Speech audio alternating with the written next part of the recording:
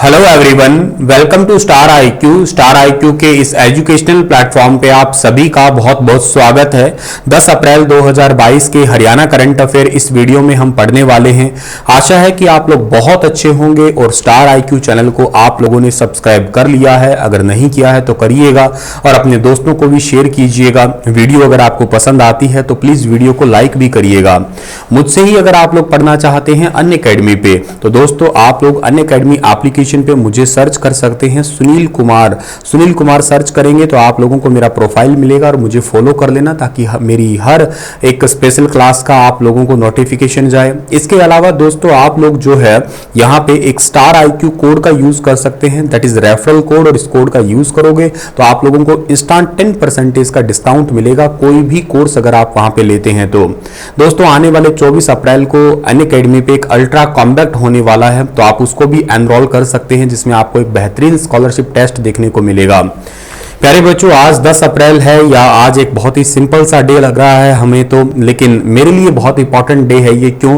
क्योंकि ठीक आज ही के दिन साल 2020 में मैंने डेली हरियाणा करंट अफेयर पढ़ाना स्टार्ट किए थे। आज दूसरा साल पूरा हो गया है, मतलब सेकेंड ईयर एनिवर्सरी है आज। तो आप मुझे बधाई दे सकते हैं या यूं कह सकते हैं कि मेरी तरफ से जो कोई कमियां रही है तो आप मुझे मेरी कमियां भी बता सकते हैं। कुछ इंप्रूवमेंट अगर मुझे करना है तो भी आप मुझे बता सकते हैं।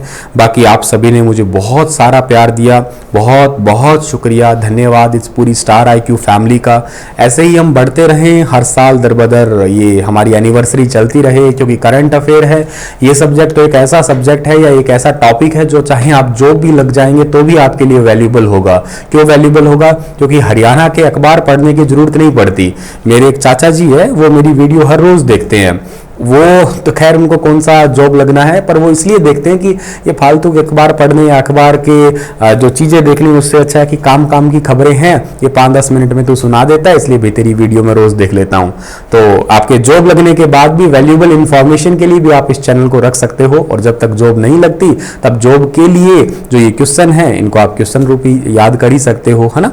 सो आइए स्टार्ट करते हैं आज के इस सेशन को। दोस्तों सबसे पहला क्वेश्चन है आपके आगे कि हाल ही में हरियाणा सरकार ने कितने लाल डोरा गांवों को ड्रोन फ्लाइंग का लक्ष्य पूरा किया है?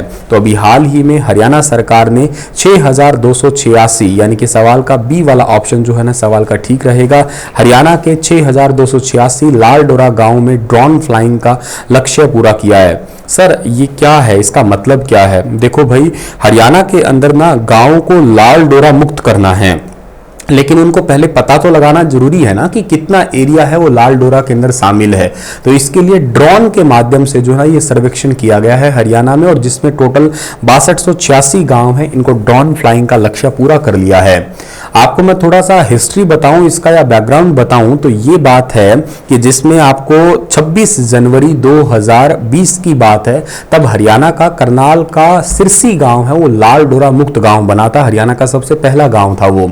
उसके बाद में उस योजना के तहत जो है ना हरियाणा भारत के प्रधानमंत्री जी ने 24 अप्रैल के दिन, 24 अप्रैल को मनाया जाता है पंचायती राज दिवस, तो 24 अप्रैल 2020 को एक स्वामित्व योजना लॉन्च की थी। अगर किसी को याद हो तो ये यहाँ पे लिखी भी हुई है न्यूज़पेपर में, स्वामित्व योजना। स्वामित्व योजना का मतलब ही है कि जमीनों का मालिकाना हक देना, लाल डोरा समाप्त करना, और उसके बाद में इसे धीरे धीरे जो है ना वो पूरे भारत के अंदर ही लागू कर दिया गया है। अब इस योजना के तहत जो है ना हरियाणा के तो कोशिश की जा रही है कि गांवों को पहले तो उनका सर्वेक्षण किया जाए कि कितने ऐसे गांव हैं जो लाल डोरा के अंदर आते हैं। ये लाल डोरा अंग्रेजों के जमाने में कब्जाई क्षेत्र था, अब इसे जो है ना ऑफिशियली कागज के अंदर लिख के, अब देखो आपने देखा होगा ना गांव के अंदर ऐसा मान रखा है कि ये इतना घर मेरा, इतना इलाका मेरा, लेकिन वो कहीं लिखा तो नहीं हुआ ना, कागज में रजिस्ट्री में कुछ है ही नहीं। अब वही मालिकाना हक देने का काम है लाल डोरा मुक्त करना, ठीक है। सो ये पॉइंट आप लोगों को यहां से याद रखना है। अगला सवाल है कि हरियाणा सरकार ने 2 चरणों में कितने अंत्योदय मेलों का आयोजन किया है? 2 चरणों के अंदर टोटल 570 अंत्योदय मेलों का आयोजन किया है हरियाणा सरकार ने। 2 चरणों के अंदर लगभग 50,000 परिवारों को रोजगार के लिए ऋण देने की प्रक्रिया जारी है। 10,000 युवाओं को जो है ना ऋण स्वीकृति पत्र सौंपे गए हैं। 1213 युवाओं को जो है ना निजी नौकरी मिली है, यानी कि प्राइवेट नौकरियां दी गई है। ये अंत्योदय मेले में अंत्योदय परिवार कौन से आते हैं मैं बहुत बार बता चुका हूं आपको, जिनकी सालाना आय 1,80,000 तक या इससे कम होती है उनको आप अंत्योदय परिवार के रूप में जाना करते हैं। तो इन्हीं लोगों को छोटा सा खुद का बिजनेस सेटअप करने के लिए जो है वो ऋण वगैरह दिया जाता है, ठीक है, और या इनको रोजगार के लिए ऋण देने की प्रक्रिया जारी है लगभग 50,000 परिवारों को।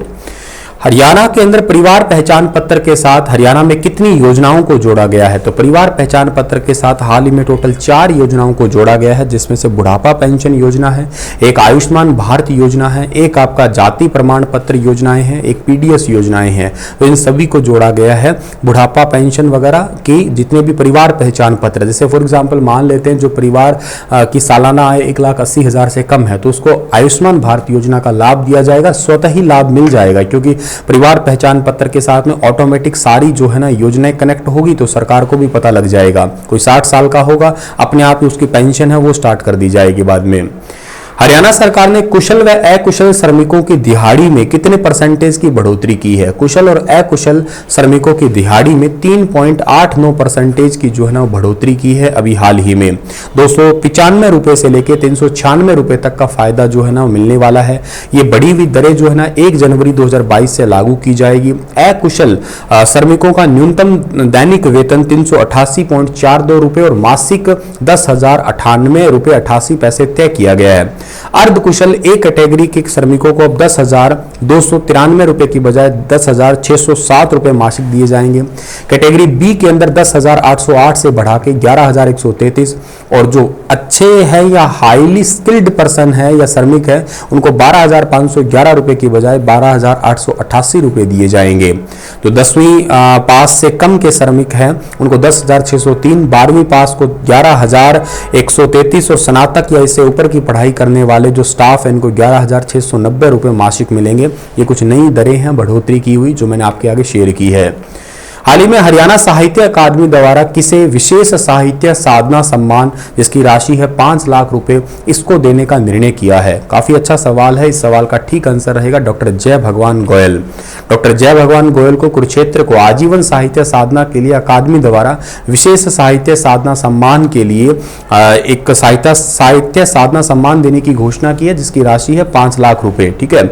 इन्होंने साहित्य और शिक्षा के क्षेत्र में जो है ना राष्ट्रपति रामनाथ कोविंद से पद्मश्री अवार्ड भी ले चुके हैं ये, और हिंदी साहित्य के विद्वान डॉक्टर गोयल की 30 से अधिक पुस्तकें जो है वो भी प्रकाशित हो चुकी है, ठीक है।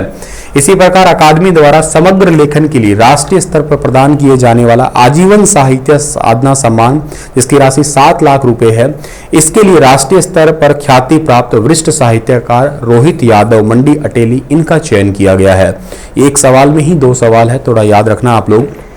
अगला सवाल है कि हरियाणा साहित्य अकादमी द्वारा किसे महाकवि सूरदास सम्मान जिसकी राशि 5 लाख रुपए है ये दिया जाएगा? तो ये दिया जाएगा हरे राम समीप को। सवाल का ऑप्शन नंबर सी जो है ना वो बिल्कुल ठीक रहेगा। महाकवि सूरदास सम्मान वरिष्ठ साहित्यकार एवं गजलकार हरे राम समीप फरीदाबाद को दिया जाएगा। पंडित माधव प्रसाद मिश्र सम्मान जिसकी राशि 2.5 लाख रुपए है, इसके लिए वरिष्ठ गीतकार और चिंतक डॉक्टर रमाकांत शर्मा भिवानी का चयन जो है वो किया गया है। पंडित माधव प्रसाद मिश्र सम्मान 2.5 लाख रुपए के लिए किसका चयन किया गया है? इसमें जो है ना डॉक्टर रमाकांत शर्मा का ही चयन किया गया है। बी ऑप्शन सही है इसका हमारा। हाल ही में किसका पंडित लक्ष्मीचंद सम्मान जिसकी राशि है 2.5 लाख रुपए इसके लिए सिलेक्शन हुआ है? तो इनका नाम है वी.एम. बेचैन, यानी कि सवाल का बी वाला ऑप्शन सही रहेगा। भिवानी के हैं ये, और पंडित लक्ष्मीचंद सम्मान के लिए इनको 2.5 लाख रुपए दिए जाएंगे। ये अवार्ड दिया जाता है भाषा और साहित्य के लिए, हरियाणवी भाषा और साहित्य में जो उल्लेखनीय योगदान देता है उनको। हरियाणा गौरव सम्मान मोस्ट इंपॉर्टेंट क्वेश्चन बनता है, एग्जाम में जरूर पूछा जा सकता है। डॉक्टर राजेंद्र गौतम, सवाल का ऑप्शन नंबर ए है, ठीक है। राष्ट्रीय स्तर पर साहित्य के क्षेत्र में हरियाणा का नाम जिसने गौरवान्वित किया है उसको हरियाणा गौरव सम्मान दिया जाता है। 2.5 लाख रुपए इसके लिए सुप्रसिद्ध गीतकार और चिंतक डॉक्टर राजेंद्र गौतम जो कि दिल्ली के रहने वाले हैं, अभी दिल्ली में रह रहे हैं, मतलब इनका सिलेक्शन हुआ है। किसका श्रेष्ठ महिला रचनाकार सम्मान के लिए सिलेक्शन हुआ है? श्रेष्ठ महिला रचनाकार सम्मान के लिए सिलेक्शन हुआ है अंजू दुआ जैमिनी और नामिता राकेश। ऑप्शन नंबर ए और बी जो है ना वो बिल्कुल ठीक रहेगा। और अंजू दुआ जैमिनी एवं नामिता राकेश फरीदाबाद का सिलेक्शन हुआ है। कवि दयाचंद मयाना सम्मान 2.5 लाख रुपए जो कि नया स्टार्ट किया गया था, शमशेर कौशलिया महेंद्रगढ़ को जो है ना वो दिया जाएगा। विशेष हिंदी सेवी सम्मान के लिए कितने लोगों का चयन हुआ है? विशेष हिंदी सेवी सम्मान के लिए टोटल 6 लोगों का सिलेक्शन हुआ है, जिसमें से जो ना वरिष्ठ शिक्षाविद है डॉक्टर शिवमार खांडेलवाल है, ये शिवव है, मैं शिवम पढ़ रहा था इसे, ठीक है ना। एक रवि शर्मा है जो कि है रोहतक के लेकिन लंदन में रह रहे हैं। डॉक्टर सुरेंद्र गुप्त है जो कि अंबाला के। आशा खत्री लता जो कि रोहतक। राजेश चेतन जो कि दिल्ली। और महेंद्र जैन हिसार है, इनका सिलेक्शन हुआ है।